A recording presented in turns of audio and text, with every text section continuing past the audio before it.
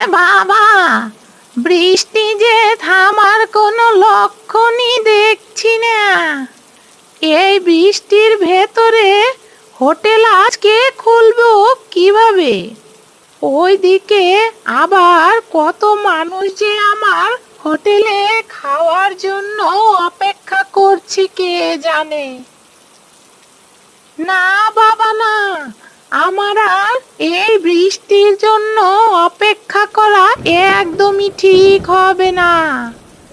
এর চেয়ে আমি একটা ছাতা নিয়ে আমার হোটেলে চলে যাই। বৃষ্টির ভেতরে যদি দু একটা কাস্টমার পাই তাহলে আমার হয়ে যাবে।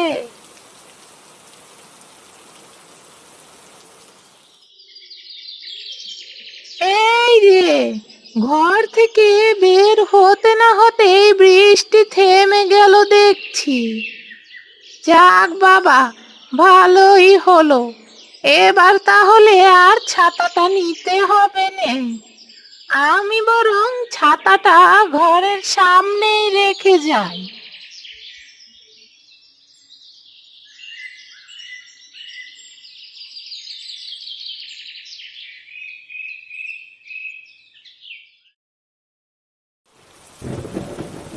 এই যা, আবার যে বৃষ্টি শুরু হয়ে গেল।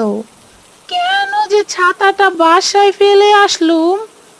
এই তো একটু আগেই বৃষ্টিটা থেমে গেছিল, এখন যে আবার কেন নামতে গেল?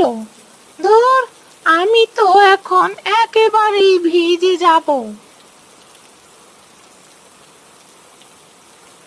আরে বাহ, রাস্তার পাশে এই বৃষ্টির দিনে তো বেশ বড় বড় কচু গাছ হয়েছে। এত বড় কচু গাছ তো আমি আগে কখনো দেখিনি। যাক বাবা, ভালোই হলো। এখন দুটো কচু পাতা ছিঁড়ে মাথায় দেই, এতে করে তাহলে আর বৃষ্টিতে ভিজতে হবে না।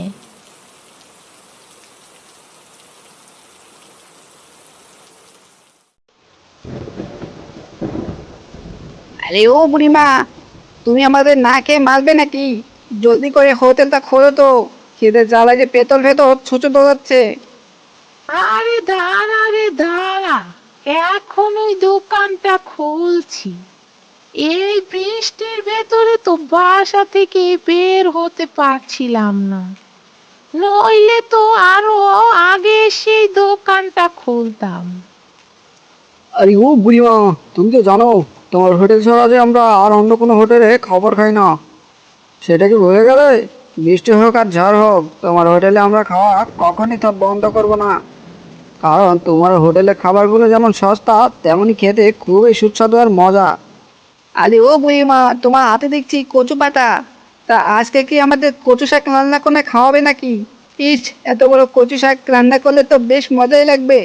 তা তুই মন দিয়ে বলিসনি, জীবনে হোটেলে অনেক খাবার খেয়েছি, মাছ মাংস কোরমা কালিয়া, কিন্তু কখনো কচু শাক রান্না করা খাইনি। বুড়িমা, আজ তুমি এই কচু শাক আমাদের রান্না করে খাওয়াবে নাকি? তোরা যদি বলিস তাহলে আজ এই কচু শাকগুলো রান্না করব। এখন তোরা একটু শর্ত, দোকানটা খুলে নেই।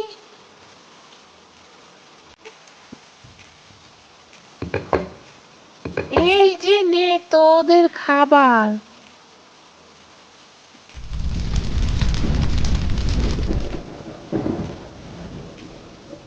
দেখেছিস ছোটু, দেখেছিস হতচ্ছাড়াগুলো আমার হোটেলে খেতে না এসে ওই বুড়ির হোটেলেই খেতে গেল। কি এমন হতো এই বৃষ্টির ভেতরে আমার হোটেলে খেতে আসলে? দাম না হয় একটু কমিয়ে রাখতাম। যত সব হতচ্ছাড়ার দল। ওস্তাদ, বুড়িমার হাতের রান্না কিন্তু খুবই সুস্বাদু আর মজার। সে কারণে তো প্রতিদিন ওই বুড়িমার হোটেলে অনেক লোকেরাই খেতে আসে। আর আমাদের হোটেলের সামনে তো ভুলেও কেউ আসে না। এ বুড়ির জন্য দেখি আমাকে ব্যবসা বাণিজ্য গুটিয়ে এই গ্রাম ছেড়ে পালাতে হবে।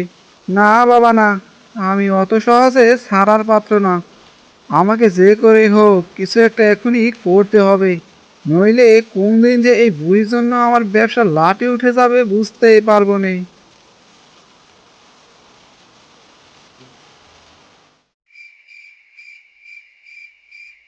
আমার চেয়ে ভালো রান্না করো বলে সব কাস্টমার যে শুধু তোমার দোকানে খেতে যাবে? না বাবা না, অত সহজ না। এখন তোমার এমন ক্ষতি করবো যে না থাকবে বাস আর না বাজবে বাঁশি। হি হি হি।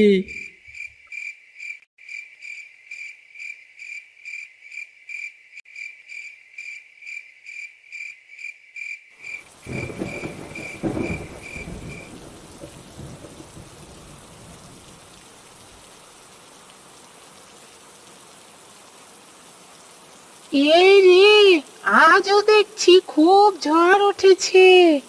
এই ঝড়ে আমার ভাতের হোটেলটার কোনো ক্ষতি না হলেই বাঁচি। ভাতের হোটেলটা যে আমার একমাত্র রোজগারের পথ। এই পথ বন্ধ হয়ে গেলে যে আমি না খেতে পেয়ে মরে যাব। না না, রাতের ঝড়ের সময় এসব দুশ্চিন্তা করা ঠিক নয়। আমি বরং ঘুমিয়ে পড়ি, যা হবার তা সকাল হলেই দেখতে পাবো।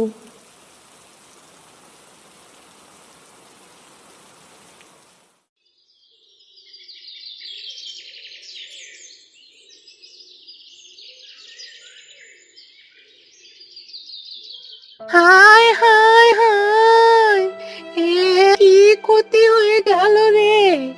ঝড়ের রাতে যে আমার পুরো ভাতের হোটেলটা ভেঙে ফেললো রে। এখন আমি কোথায় রান্না করব গো? হায় হায় হায়, আমার যে সব শেষ হয়ে গেল। আর কেঁদো না বুড়িমা, সব দেখবে একদিন ঠিক হয়ে যাবে। আরে এই কালু, একটা বিষয় ভেবে দেখেছিস? এত সামান্য চড়ে বুড়িমার ভাতের হোটেলের চাল আকাশে উড়ে গেল কিভাবে? সে তো আমিও বুঝতে পারছি না। এখন অনেক খিদে পেয়েছে, কি যে করি। বুড়িমার ভাতের হোটেলটা তো দেখছি বন্ধ। এই চল, আজ না হয় আমরা ওই নিতাইদার হোটেলে গিয়ে খাবার খেয়ে আসি। হ্যাঁ ভাই, তাই চল।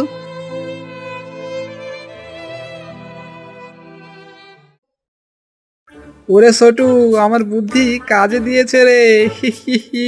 দেখ দেখ, কাস্টমারের দল কিভাবে আমার হোটেলে খেতে আসছে। হি হি হি। চল চল, আমরা এই সুযোগে সব খাবারের দাম বাড়িয়ে দেই। হি হি হি।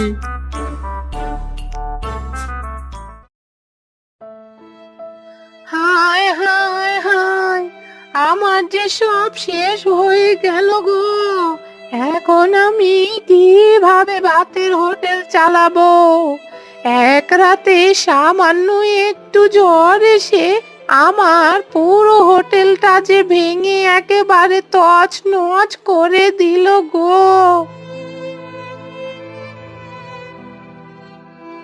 আরে, ওই তো বড় বড় কতগুলো কচু গাছের পাতা দেখছি। এই পাতাগুলো তো খুবই বড়। হুম, আমি এই পাতাগুলো দিয়ে যদি ভাতের হোটেলের চাল বানাই, তাহলে তো বৃষ্টির পানি আর আমার হোটেলে পড়বে না। যাই, কাজে লেগে পড়ি। আর দেরি না করে কতগুলো বড় বড় দেখে কচু গাছের পাতা দিয়ে হোটেলের চালটা বানিয়ে ফেলি।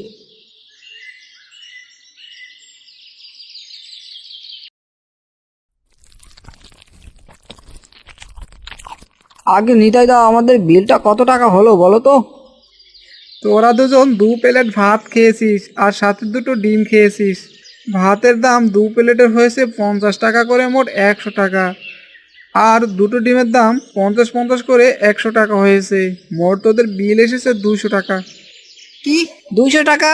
শুধু ভাত আর ডিমের দাম 200 টাকা? কি সব আগব তাবল বকছো? একটা ডিমের দাম তো মাত্র 10 টাকা। সেখানে তুমি না হয় 20 টাকা রাখতে পারো, কিন্তু তাই বলে একটা ডিমের দাম তুমি 50 টাকা করে রাখবে? এই শোন তোরা, এটা আমার ভাতের হোটেল, বুঝলি? আমি যত টাকা চাইবো তত টাকায় তোদের দিতে হবে। এতে যদি তোদের পছন্দ হয় তাহলে আমাদের হোটেলে খাবি, আর পছন্দ না হলে না খেয়ে থাকবি। এখন যে কয় টাকা বিল হয়েছে সে কয় টাকা দিয়ে এখান থেকে ভাগতো। এটা তো তুমি আমাদের সাথে জুলুম করলে নিতাইদা।